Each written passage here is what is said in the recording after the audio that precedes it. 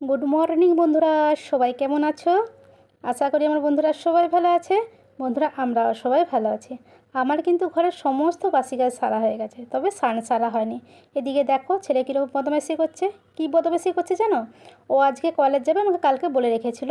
তা বলেছিল যে জামা বের করে রাখার জন্য। অ্যাকচুয়ালি ও যেদিনেই কলেজ যায় আমাকে কিন্তু বলে রাখে, আর আমি জামা বের করে রাখি। তা কালকে ভুল হয়ে গেছে, মনে নেই ও জামাটা বের করে রাখার জন্য। তো আমাকে ভীষণভাবে ডিস্টার্ব করছে, তুমি চলো বের করে দিবে জামা। আবার বলছি ঠিক আছে তুই বের কর। তো সেই ঘর থেকে কোনটা পরবো, ওইটা পরবো, সেইটা পরবো বলে দেখো এই যে দেখাতে এসেছে। আচ্ছা আরে বাবা, যেটা হোক পর না। আচ্ছা ঠিক আছে তুই এটা পরে নে। তো জামা তো বলে দিলাম, কিন্তু এবারে বলছে তাহলে এর সঙ্গে কী প্যান্ট পরবো। চিন্তা করতে পারছো? আজকালকার ছেলে, তুই তো নিজের পছন্দ মতো পরবি না, মাকেই পছন্দ করে দিতে হবে। তা যাই হোক, চলো আর বকবক করবো না, স্নানটা সেরে নিই।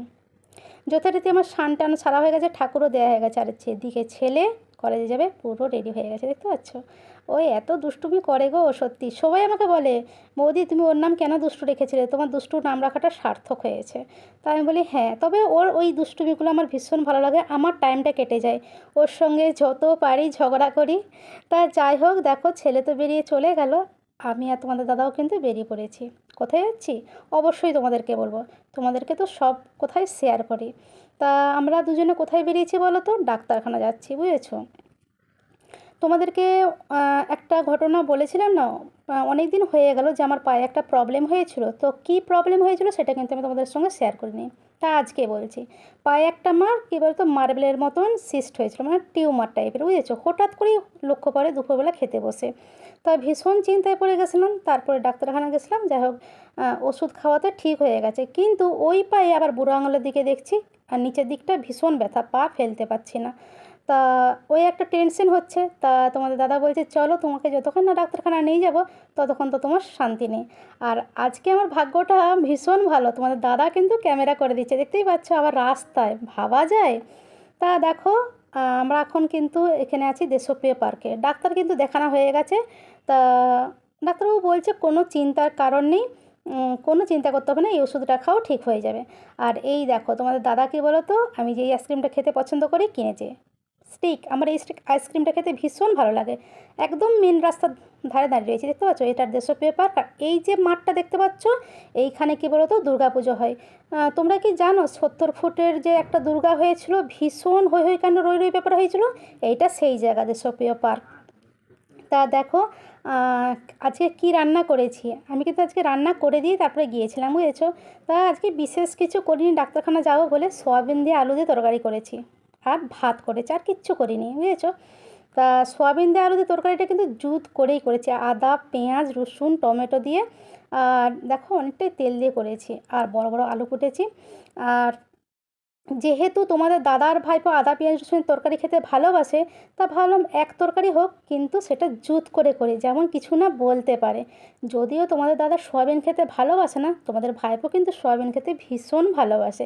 আমারও কিন্তু সোয়াবিন মন্দ লাগে না, খুব ভালো লাগে আমার সোয়াবিন খেতে, বুঝেছো? তো যেভাবেই সোয়াবিন রান্না করে দাও না কেন, আমি সোয়াবিন খেয়ে নেবো। কিন্তু তোমাদের দাদা একটু নাক ছিটকায়, তবে এরকম করে জুত করে যদি করো তাহলে কিন্তু নাক ছিটকাবে না। তোমাদের দাদার আবার কী বলো তো, আমার মায়ের হাতে সয়াবিনের তরকারিটা খুব পছন্দের। সবসময় যাইভাবেই রান্না করি না কেন, তোমাদের দাদা বলবে মায়ের মতন হয়নি।